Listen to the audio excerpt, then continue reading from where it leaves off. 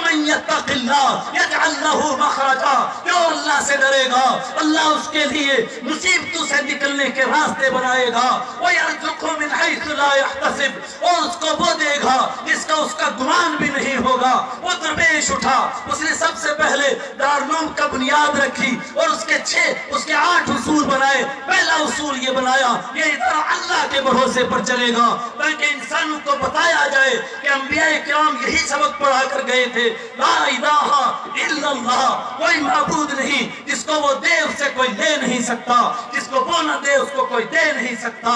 یہ طائفہ اٹھا، اس نے سنتوں کو سینے سے لگایا اور دانتوں سے پکڑا، واللہ دانتوں سے پکڑا۔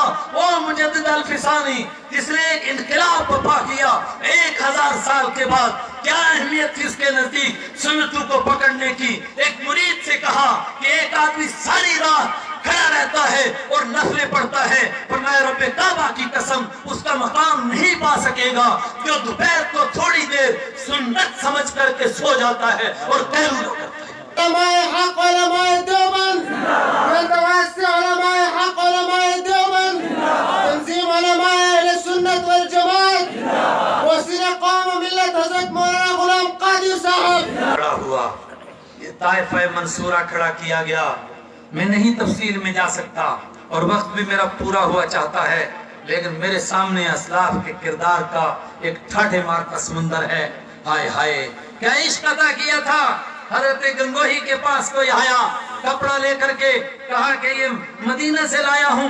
دوسرے کسی نے کہا حضرت مدینہ میں کوئی کپڑے نہیں بنتے ہیں، یہ تو باہر کی فیکٹریوں میں بن کر کے جاتے ہیں اور مدینہ کے نام پر لا کر کے لوگ بھیجتے ہیں حاجی لوگ اور دھوکہ دیتے ہیں آپ کو۔ فرمایا رب کعبہ کی قسم جس کو مدینہ کی ہوا لگ گئی ہے اس کے مقابلے میں دنیا کا کوئی کپڑا نہیں ہو سکتا ہے۔ حضرت کھجور بانٹنے لگے اور ایک آدمی کو تھوڑی سی آئی، ایک نے کہا حضرت یہ حقیر سی ہے، اس کے اوپر کیا یہ تھوڑی سی؟ فرمایا دفع ہو جا، مجھ سے دور ہٹ، تو مدینہ کی کھجور کے ٹکڑے کو حقیر کہتا ہے، تجھے شرم نہیں آتی؟ اور کھجوروں کے ٹکڑے رکھ لیے، گٹھلیاں رکھ لی اور اس کو کوٹ لیا۔ فرمایا صبح کو تھوڑی دیر پھکی مار لیتا ہوں، مذاقہ مدینہ کی یاد آ جاتی ہے۔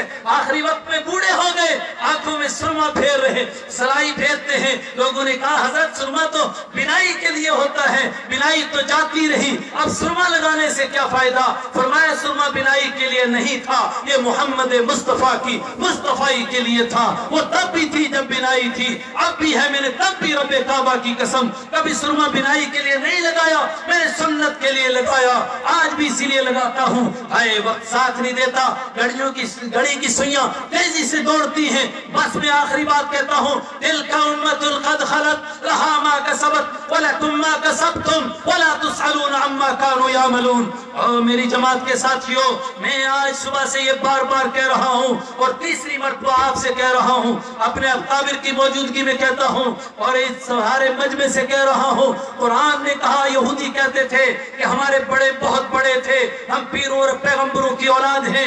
قرآن نے کہا جھوٹے ہو، تلک امۃ قد خلت لہا ما کسبت ولکم ما کسبتم۔ وہ ایک جماعت تھی انبیاء کی، وہ ایک جماعت تھی بزرگوں کی، وہ ایک جماعت تھی ولیوں کی، وہ گزر چکی ہے۔ لہا ما کسبت ولکم ما کسبتم، ان کو وہ ملے گا جو انہوں نے کمایا، تم کو وہ ملے گا جو تم نے کمایا۔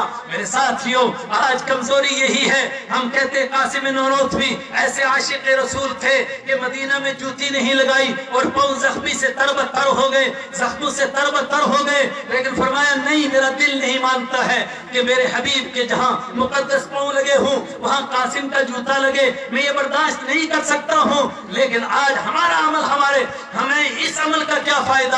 ہمارے کام تو ہمارا عمل آئے گا۔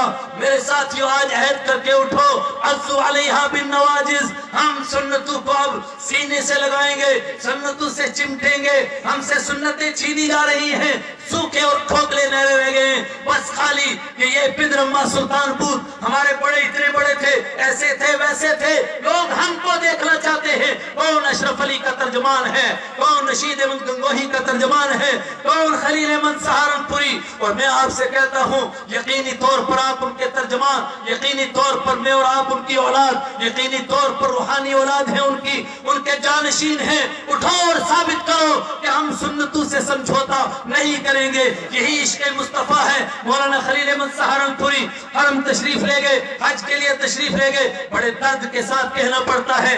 आज है बहुत सारे लोग सुन्नतों की रट लगाए हुए। मुझे हरम में भी एक मिला कि आपने ये काम नहीं किया, मैंने कहा आपने बड़े काम कर लिए। कहने लगे कि जनाब ये भी सुन्नत है। मैंने कहा तुम तो सारी सुन्नतें डकारते जा रहे हो और इंतजामिया को उसके लिए आलात फराहम कर रहे हो और उनकी हिमायत कर रहे हो इन मसाइल में। सुन्नत थी 8वीं ज़िलहिज्जा को सूरज निकलने सुबह के बाद